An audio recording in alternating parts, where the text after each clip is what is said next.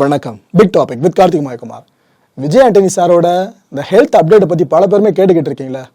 இதை பற்றி தான் முழுக்க இந்த ஷோவில் பார்க்க போகிறோம். அதுவும் முக்கியமாக பல விஷயங்களை பற்றி டிஸ்கஸ் பண்ண போகிறோம். நிகழ்ச்சியில் போகலாம்.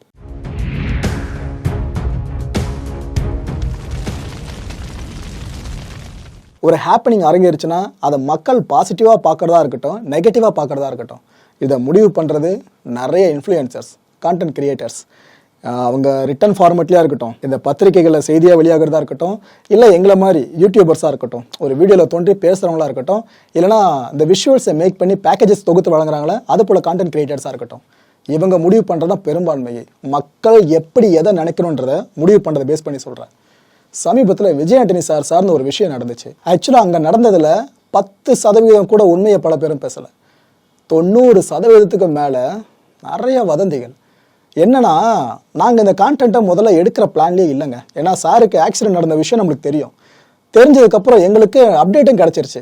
எதுவுமே பெரிய பிரச்சனைனா இல்லைப்பா, சாதாரண விபத்துகள் நடக்கும் பார்த்தீங்கன்னா ஷூட்டிங் ஸ்பாட்டில், அது போல தான் சொன்னாங்க. சரி ஓகேன்னு விட்டுட்டோம். ஆனால் கடந்த சில நாட்களாக எங்களுக்கு குவிஞ்சிக்கிட்டு இருக்க மெசேஜஸ் எண்ணிக்கை அதிகரிச்சிருச்சு. லிட்டரலாக எங்களுக்கு இப்போ தான் தெரிய வந்துச்சு, சாருக்கு இந்த உலகம் முழுக்க ஃபேன் பேஸ் இருக்கான்னு சொல்லிட்டு. அவ்வளோ பேருங்க ரொம்ப தழுதழுக்கிற குரல்களில் கூட கேட்குறாங்க, இது போல் என்ன ஆச்சுங்க, அவருக்கு ரொம்ப நல்ல மனுஷனாச்சாங்க, இது போலாம் எல்லாருமே சொல்கிறாங்கன்னு சொல்லிட்டு. அப்புறம் தான் நாங்கள் ரிசர்ச் பண்ணுறதை ஆரம்பிக்கும் போது தான் தெரியுது யார் என்னென்ன பேசி வச்சுருக்காங்கன்னு.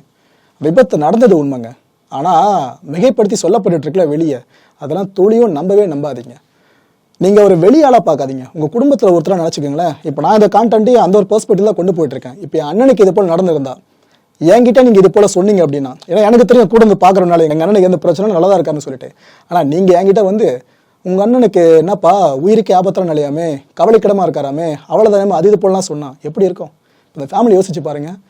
எதுக்காக இந்த ஒரு செலிபிரிட்டியை பற்றி நான் அவ்வளோ தூரம் பேசுகிறேன்னா, தங்குங்க மனுஷன், அவ்வளோ பெரிய தங்கம். இது வரைக்கும் ஒரு நெகட்டிவ் நியூஸ் கூட அவரை பற்றி வந்ததில்லை தெரியுமா? ஃபேமிலி பேக்ரவுண்டு சினிமான்றது ஒன்று கிடையாது. ஆனாலும் கஷ்டப்பட்டு மனுஷன் மேலே வந்தவர். அவரை பற்றி இவ்வளோ வதந்திகள் பரவுறதை பார்த்தோம். நிறைய பேர் ரசிகர்கள் எங்ககிட்ட தொடர்ந்து கேட்டதுனால தான் இந்த கான்டென்ட்டே கையில் எடுத்திருக்கோம். எல்லா விதமான வதந்திகளுக்கும் முற்றுப்புள்ளி வச்சு தீரணுன்றதுக்காக. சரி, முதல்ல நடந்தது என்ன, அதை பற்றி பார்த்துடலாம். இந்த பிச்சைக்காரன் 2 படத்தோட ஷூட்டிங்கு நம்ம மலேசியாவோட லங்காவி இருக்குல்ல, அங்கே நடந்துச்சு. தரையில் இல்லை, தண்ணியில் நடந்த ஷூட் தான். அந்த நேரத்தில் ஒரு விபத்து நடக்குது. விஜய் ஆண்டனி அவர்கள் தண்ணிக்குள்ளே மூழ்க வேண்டிய சூழல் ஏற்படுது. இவ்வளோதான், ஓகேவா? இவ்வளோதான். இதை தாண்டி மிகைப்படுத்துகிற அளவுக்கு எதுவுமே கிடையாது. ஆனால் வெளியே வந்த வதந்திகள் என்னென்ன? முதல்ல என்ன சொன்னாங்க, உயிருக்கு போராட்டம்னாங்க. சத்தியமாக அது போல் எதுவுமே நடக்கலை. சாவை நெருங்கிட்டார்னு ஒரு சிலர் மனசாட்சி இல்லாமல் போட்டாங்க. அப்படியே எதுவும் நடக்கலை. இனி படுக்கதான்னு அந்த மனுஷன் எத்தனை பேர் நம்ம வாழ்க்கை கொடுத்துருக்காரு. அவரை போய் இது போல் விஷயங்கள் சார்ந்து நிறைய பேர் ஃப்ரேஸை யூஸ் பண்ண ஆரம்பித்தாங்க. படுக்க இதுக்கப்புறம் நடிக்க மாட்டார், எதுவும் முடியாதுன்னு சொல்லிட்டு. அடுத்ததா மொத்த பாடியும் டேமேஜ் ஆகிடுச்சுன்னு கேவலமாக இன்னொரு செயலை பார்த்து வச்சுருந்தாங்க. இந்த சொல்லப்பட்ட 4 விஷயங்களில் ஒன்று கூட உண்மை கிடையாதுங்க. இந்த ஒரு விஷயத்த நான் இப்போ சொல்கிறேன். ஆனால் இதுக்கு முன்னாடியே சொன்னவர் பார்த்தீங்கன்னா இயக்குனர் சுசீந்திரன் அவர்கள். அவர் ஒரு போஸ்டே போட்டிருந்தார் இது சம்மந்தமாக. அதில் என்ன சொல்லியிருந்தாருன்னா, விஜய் ஆண்டனி அவர்கள் 2 நாளைக்கு முன்னாடியே சென்னை வந்தாச்சு, 2 வாரம் வரைக்கும் ஒரு ஓய்வு எடுக்கணும்னு டாக்டர்ஸ் அவர்கிட்ட வலியுறுத்தியிருக்காங்க. சீக்கிரமே ரசிகர்கள்கிட்ட வீடியோ மூலமாக அவர் பேசுவார், யாரும் பயப்பட வேண்டாம், வதந்திகளை நம்ப வேண்டாம்னு சொல்லியிருந்தாருங்க. ஏன்னா விஜய் ஆண்டனி சாருக்கு க்ளோஸ் அசோசியேட்டாக இருக்கவர். அது மட்டும் இல்லாமல் இந்த இண்டஸ்ட்ரியில் கொஞ்சம் கோலோச்சுற நபராக வேறு இவர். இதை சொல்லியும் கூட ஒரு சிலர் வியூஸுக்கு ஆசைப்பட்டோம், ரீச்சுக்கு ஆசைப்பட்டோம், கேவலமான வேலையை பார்த்து வச்சுருக்காங்க. அந்த தம்ப்நெயில்லாம் நீங்கள் பார்க்கணுமே, கிரியேட்டராக இருக்க எங்களுக்கே கோபம் வருதுங்க, அப்படி போட்டு வச்சுருந்தாங்க. உதாரணத்துக்கு ஏதோ இதெல்லாம் யாரோ ஒருத்தர் ஹாஸ்பிட்டலில் சீரியஸாக இருக்க மாதிரி ஃபோட்டோ எடுத்து போட்டு தலையை மட்டும் மார்க் பண்ணி விஜய் ஆண்டனி சாரோட முகத்தை வச்சுருக்காங்க. என்னத்தை சொல்கிறது இவங்கள? ஆக்சுவலாக உண்மை என்னென்னா, லேசான காயம் மட்டும்தாங்க அவருக்கு. நாங்களும் விசாரிச்சிட்டோம், அதனால தான் இவ்வளோ அழுத்தமாக சொல்கிறோம். லேசான காயம் மட்டும் தான் அவருக்கு ஏற்பட்டிருக்கு. விபத்து நடந்தது உண்மை, லேசான காயம் ஏற்படுறதுக்கு உண்மை. ஆனால் உயிருக்கு ஆபத்து அது இதுன்னு சொல்லி பிதட்டுறாங்க பாருங்க, அதெல்லாம் எதுவுமே கிடையாது. இதை மக்கள் தயவு செஞ்சு நம்ப வேண்டாம். இதெல்லாம் தம்ப்நெயிலில் பல பேரை வச்சு யூஸ் பண்ணிக்கிட்டு இருக்காங்க. கொஞ்சமாச்சும் மனசாட்சி இருக்கணுங்க. ஏன்னா கான்டென்ட் கிரியேட்டர்னா எதை பார்த்தாலும் கான்டென்ட்டாக எடுக்கக்கூடாது, வரைமுறை இருக்குது. அங்கே ஒரு குடும்பம் ஃபீல் பண்ணிட்டு இருக்கப்ப இது போலாம் நீங்கள் நியூஸை ஸ்ப்ரெட் பண்ணிங்கன்னா அது உங்கள் காதுகளுக்கு போகாதா? எவ்வளோ கஷ்டமாக இருக்கும். அதை தான் சொல்கிறேன். நீங்கள் ஏதோ ஒரு சினிமா நட்சத்திரம் அப்படின்லாம் அவரை பார்க்காதீங்க, ஒரு நல்ல மனுஷன். ஏன்னா இவரை பற்றி நான் போக சொல்கிறேன், அப்போ புரியுதுக்கு நான் இவ்வளோ சர்டிஃபை பண்ணுறேன்னு சொல்லிட்டு. இப்போ ஏற்பட்ட ஒரு நல்ல மனுஷன் உங்கள் குடும்பத்தில் இருந்தார்னா அவரை வச்சு நீங்கள் இது போல் பேசுவீங்களா? ஏன்னா அந்த குடும்பத்துக்கு இவர் விபத்தில் சிக்கிட்டாருன்றதை விட இவர் சம்பந்தமாக இந்த பொய்யான செய்திகள் வளம் வந்துகிட்டு இருக்குல்ல, இதுதான் ஹர்ட்டிங்காக இருக்கா அவங்களுக்கு.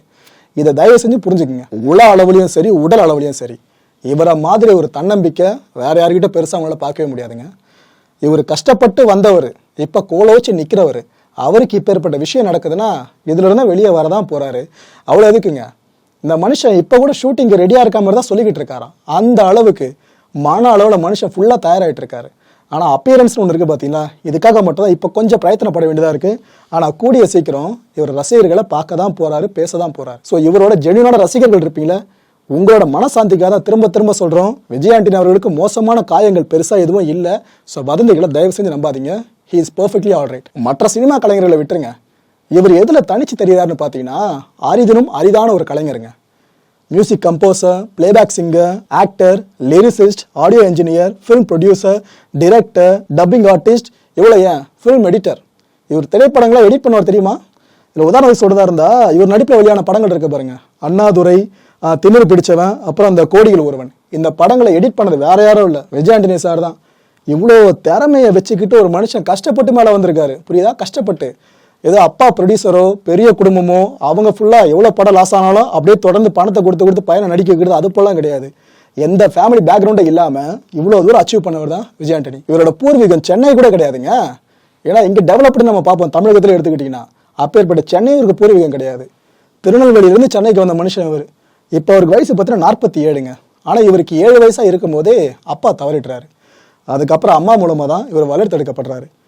வீட்டில் சொல்லியிருக்காரு, இது போல் சினிமாவில் நான் எதனா பண்ணணும்னு ஆசையாக இருக்குமா, நான் இது போல் சென்னை கிளம்பி போகட்டுமா அப்படின்னு சொல்லிட்டு. ஆனால் அந்த குடும்பத்துக்கு சினிமா மேலே பெருசாக ஈடுபாடு கிடையாது. இவங்க ஃபேமிலியை பொறுத்த வரைக்கும் தெய்வ நம்பிக்கை உச்சத்தில் இருக்கிறவங்க.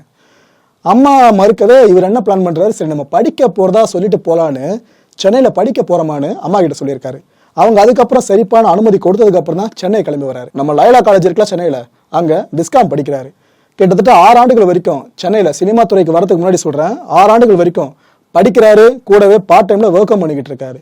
இங்கேருந்து ஒரு ஸ்டூடியோவில் சவுண்ட் இன்ஜினியராக அவருக்கு வேலை கிடைக்குதுங்க. அவருக்கு இதுக்கு முன்னாடி இருக்க மியூசிக்கை பற்றி சுத்தமாக எதுவுமே தெரியாது, ஓகேவா. ஓரளவுக்கு கேள்வி ஞானத்தின் மூலமாக தெரிஞ்ச விஷயங்களை அப்படியே அடுத்த காலத்துக்கு இவராக கொண்டு போய் தான் அந்த ஸ்டுடியோ வாசலில் மிதிச்சாரு. ஒரு வழியாக சவுண்ட் இன்ஜினியர் வேலையும் கிடைச்சது. அவருக்கு முதல் சம்பளம் எவ்வளோ தெரியுமா, 600 ரூபாய், வெறும் 600 ரூபாய். ஒரு மியூசிக் கம்போசரும் சவுண்ட் இன்ஜினியரும் கரெக்டாக ஒரு புள்ளியில் சந்திச்சு ஒர்க் பண்ணால் மட்டும்தான் அந்த பாட்டு சூப்பராக இருக்கும், நம்மளை ஈர்க்கிற மாதிரி இருக்கும். சவுண்ட் இன்ஜினியர் சொதப்பினாலோ இல்லை கம்போசர் சொதப்பினாலோ அந்த பாட்டு ஆட்டோமேட்டிக்காக மவுஸை இழந்துடும். அந்த ஒரு விஷயத்த நம்ம விஜய் ஆண்டனி அவர்கள் தெளிவாக மனசில் புரிஞ்சு வச்சுருந்தாருங்க. அதனால தான் அவர் மியூசிக் கம்போசராக மாறினதுக்கப்புறம் சவுண்ட் இன்ஜினியர் வேலையை அவரே கையில் எடுத்ததுனால அவர் நினச்சதை அப்படி அவுட்புட்டாக நம்மளுக்கு கொடுக்க முடிஞ்சது. இவரே இந்த சவுண்ட் இன்ஜினியராக ஒர்க் பண்ணிட்டு இருக்கும் போதே பார்த்தீங்கன்னா சீரியலுக்கு மியூசிக் பண்ணுற வாய்ப்பு கிடைக்குது. ஆனால் அவர் விஜய் ஆண்டனின்ற பேரில் உள்ள வரல, அக்னி அப்படின்ற பேரில் தான் உள்ளே வந்தார். முதல்ல பார்த்தீங்கன்னா 2002 வருஷம் சன் டிவியில் இந்த சின்ன பாப்பா பெரிய பாப்பா அப்படின்ற சீரியல் ஓடிட்டு இருந்துச்சு பார்த்தீங்களா, சீசன் 1. அதில் அக்னின்ற பேரை உங்களால் பார்க்க முடியும். இசை நம்மால் தான். 2005 பார்த்தீங்கன்னா மலர்கள் அப்படின்ற சீரியல் அதே சன் டிவியில். 2005 கெட்டி மேலம்ன்ற ஜெயா டிவி சீரியல் ஒன்று. அப்படியே 2006 கனா காணும் காலங்கள் விஜய் டிவியில் ரொம்ப ஃபேமஸான சீரியல். 2007 காதலிக்க நேரமில்லை அதே விஜய் டிவியில் தான். அதே 2007 மேகலா சன் டிவியில் ஒளிபரப்பான சீரியல் இது. 2015 இந்த சின்ன பாப்பா பெரிய பாப்பா சீசன் 2 இருக்கு பார்த்தீங்களா, இதுங்க. இப்படி எந்த சீரியல் எடுத்தாலும் அதோட பேஸாக இருக்கிறது சாங்கு தான். அந்த ஓப்பனிங் சாங் அதுவாக இருக்கட்டும், அங்கங்கே பின்னணி இசை அமைக்கிறதா இருக்கட்டும், இந்த மனுஷனை அடிச்சுக்கவே முடியல.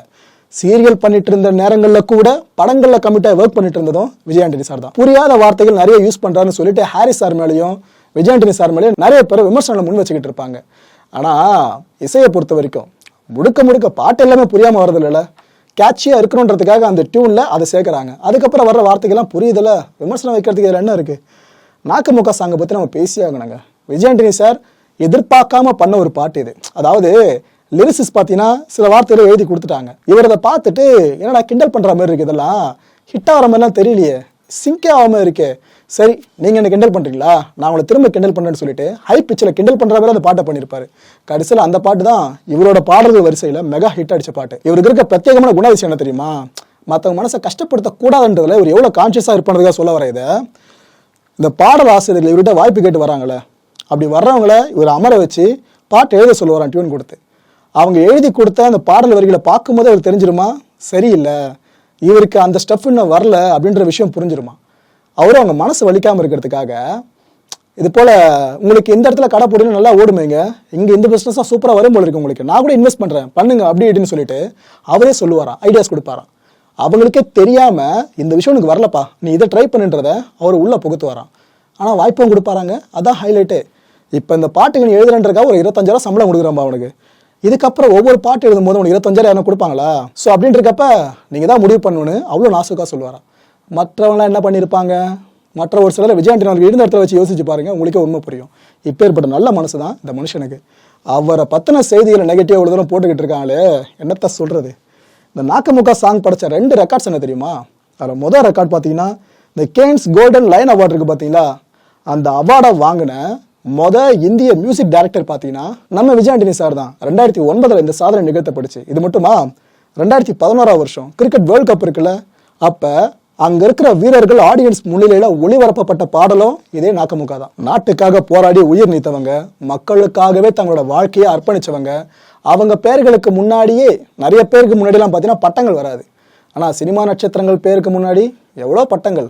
இதை சொன்னால் என்கிட்ட சண்டை வருவீங்க, அந்த ரசிகர் இந்த ரசிகர்னு சொல்லிட்டு பேரை சொல்ல விரும்பல. ஆனால் பட்டங்கள் இருக்கிறது உண்மையாக ஒத்துக்கிறீங்களா? சரி, ரைட்டு. இவருக்கும் பட்டம் கொடுக்கணும்னு பல பேரும் ட்ரை பண்ணாங்க. நிறைய பேர் சஜஷன்ஸை முன் வச்சாங்க. இந்த பேர் கரெக்டாக சார், இதை வச்சிங்க அதை வச்சிங்க, ஏன்னா ஸ்க்ரீனில் ஹீரோவாக வரீங்க, இன்னும் பட்டம்லாம் சேர்த்தா வேறு லெவலில் இருக்கும் சார்னு. கடைசி வரைக்கும் பிடியே கொடுக்கலங்க. அவர் நல்ல படமாக இருந்தால் அது ரீச் ஆக போகுது, நான் நல்லா பர்ஃபார்ம்னா நான் ரீச் ஆக போகிறேன், எதுக்கு பட்டங்கள்லாம், அதெல்லாம் இன்ட்ரெஸ்ட் இல்லைங்க அப்படின்னு சொன்னது மட்டும் இல்லாமல் எல்லா படங்களும் ஒரு பேர் மட்டும்தான் வரும், பட்டம்ன்ற ஒன்று இருக்கவே இருக்காது. இதெல்லாத்தோட முக்கியமான விஷயம், சமூக பிரச்சனைகளுக்காக குரல் கொடுக்குற ஸ்டார்ஸ் எத்தனை பேர் இருக்காங்க கொஞ்சம் யோசிச்சு பாருங்க. அவ்வளோ சீக்கிரம் குரல் கொடுக்க மாட்டாங்க. எங்கேருந்து நாம் இதில் கருத்து சொல்ல போயிட்டு நாலு பேர் நம்ம படம் ரிலீஸ் ஆகிறப்ப என்ன பிரச்சனை வந்துருமோ, இல்லை அந்த தரப்பினர் நம்மளை எதிர்ப்பாங்களோ, இந்த தரப்பினர் எதிர்ப்பாங்களோ பயத்திலே வாய மூடிக்கிட்டு இருப்பாங்க. ரொம்ப ரொம்ப ரொம்ப அரிதான ஸ்டார்ஸ் மட்டும்தான் சமூக பிரச்சனை தெரிஞ்சதை உடனே குரல் கொடுப்பாங்க. அப்பேற்பட்ட ஒரு அரிதான ஸ்டார் தான் விஜய் ஆண்டனி சார். அவரோட ட்விட்டர் பேஜ் இருக்குல்ல, அதை பார்த்தீங்கன்னா முழுமையாக உங்களுக்கு புரிஞ்சிடும் எவ்வளோ விஷயங்களுக்காக அந்த மனுஷன் பேசியிருக்காருன்னு சொல்லிட்டு. தான் மட்டும் சம்பாதிச்சு செழிப்பாக வாழ்ந்துட்டு போகணும்னு நினைக்கல, சுற்றி இருக்க சமூக மக்களும் செழிப்பாக இருக்கணும், அவங்களுக்கு உண்மைகள் புரியணும், சமூக நீதி, சமத்துவம், நல்லிணக்கம் இதுவும் பெருகணும்னுட்டு இவ்வளோ விஷயங்களை உள்ளடக்கின பதிவுகளை வெளியிட்டிருப்பாரு. இந்த மனுஷனுக்கு இருக்க கட்ஸு வேற எத்தனை ஸ்டார்ஸுக்கு வரும்? இவ்வளோ எதுக்குங்க? இப்போ ஒரு பிரபலத்துக்கு ஃபாலோவர்ஸாக ஃபேன்ஸாக இருக்காங்க அப்படின்னா அதில் நெகட்டிவ் திங்கர்ஸோ கொஞ்சம் கலந்து இருப்பாங்க. ஓகேவா? எதை பார்த்தாலும் நெகட்டிவாக பேசிக்கிட்டு இருக்கிறது, யாரை பார்த்தாலும் வைத்தறிச்சல் பட்டுக்கிட்டு, இது போல் கொஞ்சம் பேர் இருக்க தான் செய்வாங்க. ஆனால் இந்த மனுஷனோட ஃபேன்ஸ் இருக்காங்களே, அவங்களுக்கு தனியான ஒரு அங்கீகாரம் இருக்குங்க. பாசிட்டிவ் தாட்ஸ் அவ்வளோ இருக்குது அவங்களுக்கு. சுற்றி இருக்க எல்லாரும் வாழணும், நம்மளும் வாழணும், இந்த ஒரு மைண்ட் செட்டில் இருப்பாங்க. நீங்கள் என்ன டவுட் இருந்துச்சுன்னா அவரோட ஃபேன்ஸ்னு யாரும் அவங்ககிட்ட சொன்னாங்கன்னா அவங்களுடைய கேரக்டரை நீங்களே கொஞ்சம் ஜட்ஜ் பண்ணி பாருங்கள், உங்களுக்கு உண்மை புரியும். ஏன்னா இந்த மனுஷனை மாதிரி தான் அவரோட ஃபேன்ஸை இப்போ வரைக்கும் வளர்ந்துட்டு இருக்காங்க. மக்களே, இந்த கான்டென்ட்டை பொறுத்த வரைக்கும் நாம் சிந்திக்க வேண்டியது ஒரே ஒரு விஷயம் தான். அதுவும் விஜய் ஆண்டனி சார் அவர்கள் சொன்ன ஒரு விஷயத்தை பேஸாக வச்சு நம்ம சிந்திக்கலாம். ஒரு இன்டர்வியூவில் அவர் சொல்லியிருப்பாருங்க, அதாவது எல்லாரும் கொஞ்ச காலத்தில் சாவதான் போகிறோம், நீங்கள் எல்லாருமே கொஞ்ச காலத்தில் சாவதான் போகிறோம். எனக்குள்ள ஒரு குற்ற உணர்ச்சி இருக்குது, சமுதாயத்துக்கு நான் இன்னும் நிறைய பண்ணணும்னு விரும்புகிறேன், ஆனால் என்னால் பண்ண முடியல. கமிட்மெண்ட்ஸ்லாம் நிறைய இருக்குது, ஃபேமிலி இருக்குது, சினிமா கமிட்மெண்ட்ஸ்லாம் இருக்குது. ஆனால் ஒரு நாள் நான் பண்ணுவேன் மக்களுக்கு. திடீர்னு எல்லாத்தையுமே நான் புறந்தள்ளிட்டு, என்னோட கமிட்மெண்ட்ஸை, ஃபேமிலி கமிட்மெண்ட்ஸ் முடிச்சுட்டு சினிமாவை அப்படியே புறந்தள்ளிட்டு மக்களோட மக்களாக சேர்ந்துருவேன், எல்லாருக்கூடயும் சேர்ந்து பயணிப்பேன், என்னால் முடிஞ்ச எல்லா உதவிகளும் அவங்களுக்கு பண்ணுவேன்னு இந்த மனுஷன் சொல்லியிருப்பார். எந்த அளவுக்கு அடி மனசுன்னு வந்திருக்க வார்த்தைகள் அது இருந்திருக்கும் பாருங்க. இப்படி பேசுறது ஈஸி, ஆனால் நடந்துக்கிறது ரொம்ப கஷ்டம். ஆனால் இதன் மாதிரி இப்போ நடந்துகிட்டு இருக்கவர் தான் விஜய் ஆண்டனி சார் அவர்கள். அவருக்கு ஒரு பிரச்சனை, விபத்தில் சிக்கிட்டார்னு சொன்னதும் இது மாதிரி எந்த விஷயமும் தெரியாமல் வாய்க்கு வந்ததெல்லாம் பேசிக்கிட்டு இருக்காங்க. கேட்டால் கான்டென்ட் ரீச் ஆகணும், ஃபேமஸ் ஆகணும். எங்களுக்கே மனசு கேட்காம தான் இந்த கான்டென்ட்டை தொட்டோம். ஏன்னா முதல்ல நான் சொல்லிட்டேன், இதை பற்றி நாங்கள் பேசாமல் தான் இருந்தோம். ஏன்னா அவ்வளோ சிவியரான விஷயம்லாம் கிடையாது, அவ்வளோ தூரம் அவருக்கு அடிப்படலை. ஆனால் பல பேரை வதந்திகளை கிளப்பி விடப்போ எங்களுக்கே மனசு கேட்காம அந்த ஃபேமிலியோட பர்ஸ்பெக்டிவ் யோசிச்சு பார்த்தோம். அதனால் மட்டும்தான் இவ்வளோ நான் கான்டென்ட் எடுத்து பேசியிருக்கோம். இது ஆக்சுவலாக உங்களுக்கு அட்வைஸாக கொடுக்கல, ஒரு விஷயத்தை தொடுறப்ப சம்மந்தப்பட்ட குடும்பத்துக்கு எந்த அளவு வலிக்குன்னு கொஞ்சம் யோசிச்சு நீங்கள் போட்டிங்கனாலே ஒவ்வொரு கான்டென்ட்டும் ஹெல்த்தியாக இருக்கும். இவர் சீக்கிரமாக குணமடைஞ்சு வெளியே வந்து திரும்பவும் ஒரு கலைஞனா நம்ம எல்லாருமே மகிழ்விக்கணும் அப்படின்ற சார்ந்து தான் இறைவனை பிரார்த்தனை பண்ணிட்டு இருக்கேன். நீங்களும் அதே பிரார்த்தனை முன்னெடுப்பீங்க நம்புறேன். அடுத்த நிகழ்ச்சி சந்திக்கலாம். நன்றி, வணக்கம்.